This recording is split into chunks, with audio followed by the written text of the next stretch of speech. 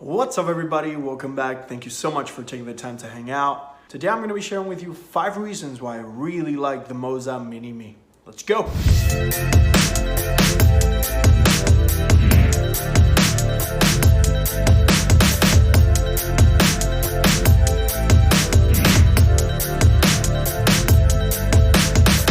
Alright guys, so first things first, Gutsen reached out to me and they send me one of their units, which is available for pre-order right now. They are not paying me for this, so all the opinions, all the recommendations, my impressions are 100% my own.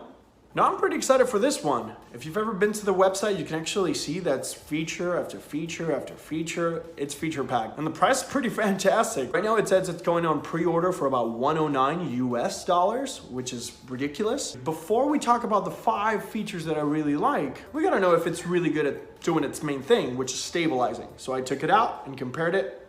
Let's go and take a look at that.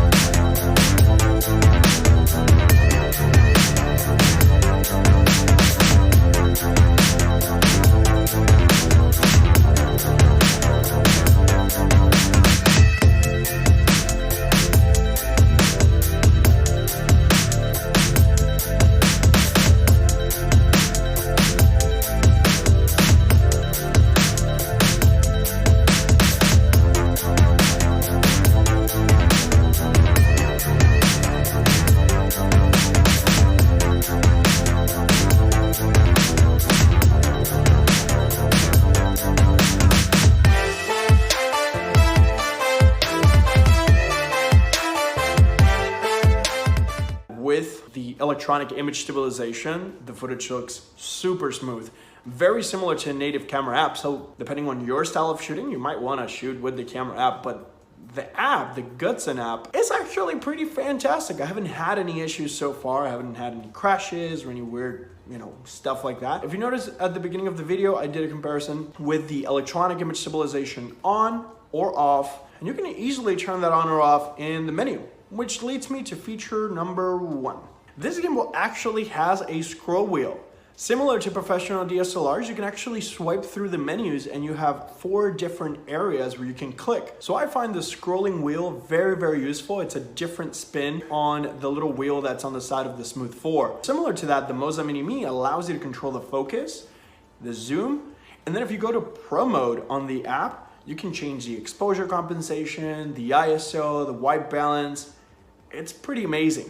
You can manually scroll to zoom in, but then if you do click at the bottom of the wheel, it automatically zooms in for you. This is super huge and very useful for vertical shots. And even though we do have a scrolling wheel, we also have a joystick that not only controls the tilt and the panning, but it also allows you to control the roll depending on the mode that you're in, which is very, very useful.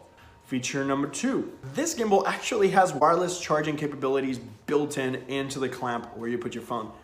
Super unbelievable. If you have a phone that supports wireless charging, this is clutch because we've always been trying to figure out ways to put a USB port, an angle USB cable or lightning cable to go from one side of the gimbal to the other, and it often can become a little cumbersome. The gimbal itself lasts for about 10 hours. But when you have a phone and you're charging your phone, you're definitely going to be draining that battery. So in my personal experience, I was shooting for about 3 hours and I had a little bit of battery left. So keep that in mind. If you have a power bank or something like that, you can charge the gimbal while it's charging the phone. So you can create some really cool stuff for time lapses or longer shooting times. Feature number 3, object tracking. The object tracking on the app is actually pretty good. For some reason in all my tests, it caught onto my ear rather than my face, but I believe it's because of the harsh lighting situation that I was in.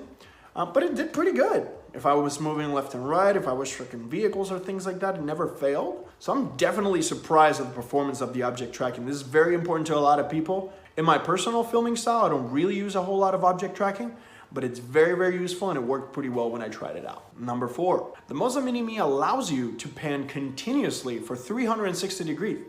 This is super useful when you are using object tracking. You can literally walk around the Moza and it will follow you no matter what.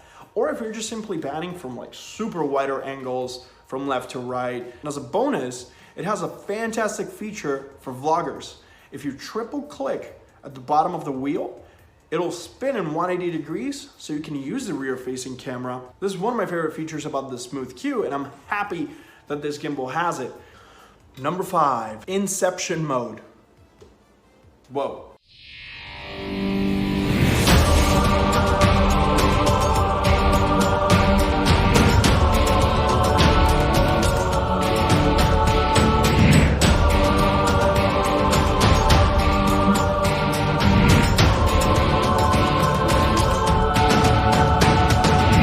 Now, Inception mode allows you to triple click the top of the wheel, and that will prompt the gimbal to go into torch mode. Doesn't matter if you're looking up, down, left, or right, it will continue to hold that torch position.